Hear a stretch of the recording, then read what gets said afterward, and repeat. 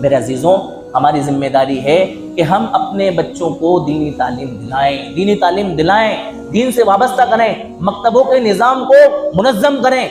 گجرات ایک ایسا صوبہ ہے ہمارے پورے ملک کے اندر جہاں پر کم سے کم 2.5 گھنٹہ ہر بچہ جو ہے نا دینی تعلیم حاصل کرتا ہے، اور 10 سال تک حاصل کرتا ہے۔ کتنے سال تک؟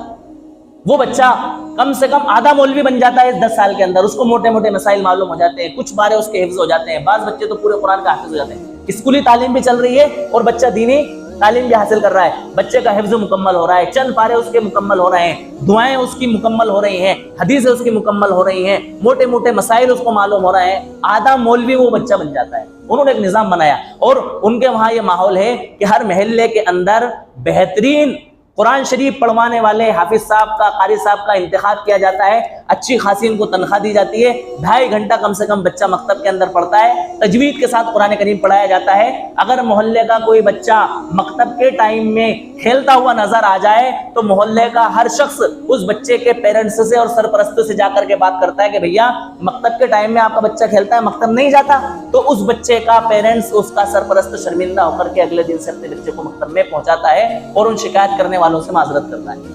غلطی ہو گئی، میں نے دھیان نہیں دیا، آئندہ سے میرا بچہ کہاں جائے گا؟ مکتب میں جائے گا۔ اور ہمارا کیا حال ہے؟ اگر مکتب کے ٹائم پر حافظ صاحب نے بچے کو بلا لیا تو ہم حافظ صاحب کے گلے پڑ جاتے ہیں کہ آپ نے کیسے بلایا؟ بچہ شادی میں جانے والا تھا، آپ نے بلا لیا، ہم اس کی وجہ سے اتنی دیر لیٹ ہو گئے۔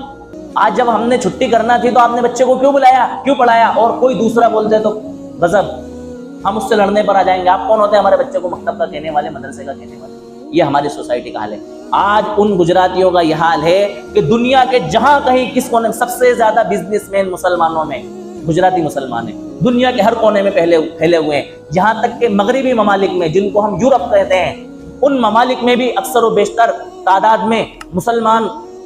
گجراتی مسلمان تجارت کرنے کے لیے وہاں پہنچے، اور انہوں نے ایسے ممالک میں جہاں پر عورت کے لیے لباس پہننا عیب سمجھا جاتا ہو، اپنی شناخت کو نہیں کھویا، وہ اسلامی نظام پر قائم ہے۔ ان کے لڑکے شروع سے ہی جب دینی ماحول میں پروان چڑھتے ہیں، دینی تعلیم حاصل کرتے ہیں، ان کے چہروں پر داڑھی ہوتی ہے اور مشرقی لباس زیب تن ہوتا ہے، ان کی خواتین برقعے کے اندر ہوتی ہیں اور اسلامی لباس کے اندر ہوتی ہیں، اور وہاں انہوں نے اپنی اس شناخت کو برقرار رکھا ہوا ہے۔ تو میرے عزیزوں، ہم اپنی اس آنے والی نئی نسل کی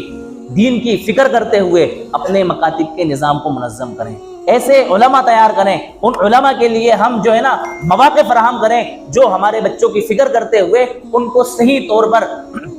منظم انداز میں ایسی دینی تعلیم دے دیں کہ ہمارے یہ نوجوان جوان ہونے کے بعد میں اپنے آپ کو دین اسلام سے باہر نہ کر سکیں۔